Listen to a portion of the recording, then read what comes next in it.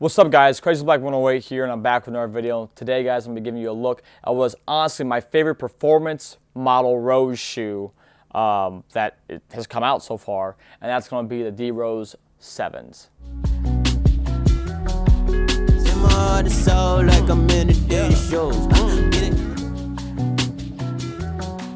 I should say the Primeknit D Rose 7s because the Primeknit upper is what's used on this one compared to the other ones having an engineered mesh upper for pretty much every other D Rose 7. But that's another story. This is a D Rose 7 and it's high energy yellow, or it may be called Volt. I think Volt is what's trademarked by Nike. So this high energy yellow is what I think this is called. And it's a pretty dope colorway. And this is a super loved pair of 7s because I bought these and they were already used in a pretty kind of not super beat up shape, but they were in somewhat beat up shape already. But I want another Rose shoe to use for outdoors, and I saw these for cheap and they were a colorway I didn't have, so I was like, I gotta cop it. So let's run through tech real quick on this shoe.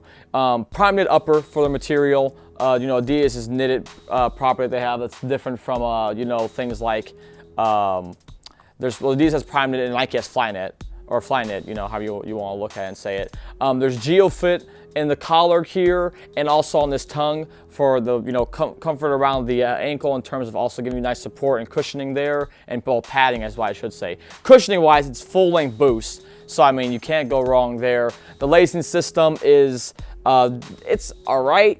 I'm surprised that I haven't had any tears on like these at all, especially with playing in these outdoors.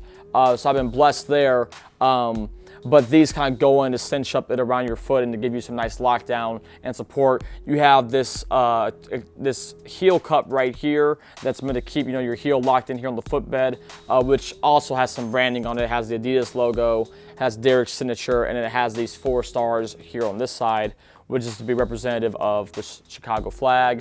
And then the outsole is this like herringbone or almost like wave bone traction pattern. And you also see this piece right here, which is your torsional support in the form of this X bar that runs throughout the length of the Boost midsole. Again, that's how to make the Boost work in this shoe and this model. Now, why do I love this shoe so much? Well, for me, in terms of my play style, I think I've never just felt more comfortable, more secure in any other shoe I've played in than these. Because they just really lock down around your foot super well, and they're not like light by any means, but they're pretty decently light, in my opinion, for all the tech and all the stuff that's on there, while just being super well cushioned and just contains my foot super well. I just love it. There's even on the Primeknit upper here too, they have this fuse layer that's here that's meant to be for people that will toe drag in this space, which is good, to have something there that's durable to help keep your that material from fraying, which is awesome because you do see there is frays happening like here, for example, on the shoe, in this spot here, and there's some other stuff along too on this other one, I think. It's about in the same spot actually. And then the Boost, is also doing the thing where it's older, and so when the Boost is older and it's been worn outdoors a lot, you end up having things like this happen to where it goes through and you see it kind of chipping and falling apart there. But comfort-wise, everything like that, it's still there. I still love playing in these outdoors, and the traction is even held up pretty decently too.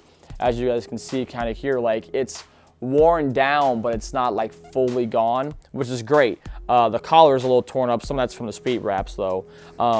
Insole inside here too. Let me pull this out to show you guys that. Again, it's meant to be set up like that classic classic Adidas insole in terms of the look, but it's still thin. Not the thinnest thing, but it's not also the thickest thing either. They also have this outrigger right here on the forefoot that you can see. This little piece that's really meant to help you roll your foot back in if you were to land on the side of here too, which just try to help prevent you from ankle rolling. So that's something else that I really like about it. I love the placement of the D Rose logo on here too. This is dope. And then just the traction. I don't care how dirty the court is. I've never not had traction in these, even with wiping. And it really comes down to the fact that it's thick enough in most spaces that you're able to still get traction. The dust doesn't get clogged up in there, and it just sticks to the floor really well. And that's one of the things I just like about this shoe so much. you know, it's a great model. I'm really looking forward to the 11s, mainly because of this outsole, because they're using the same outsole pattern on the 11s. So I'm really hopeful that it turns out just as well. But yeah, this shoe, it's just, you know, I love the 7s. If I could get like 10 pairs of 7s, I would. If they ever retro the 7s, I will buy probably too many colorways of it. It's just too much. The Primeknit versions of this shoe retail for $160. The regular engineer mesh versions of the shoe retail for $140. And you know, no matter what though, even the regular engineer mesh colorways, still think they're a great performance shoe.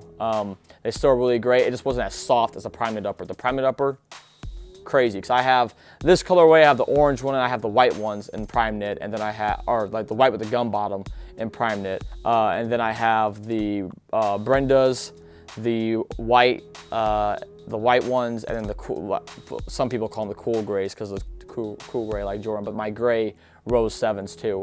And they're awesome, man. This is also a shoe that he played with while he was in New York.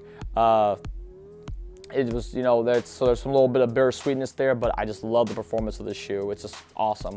And it's still just probably my favorite Rose shoe to hoop in to this day.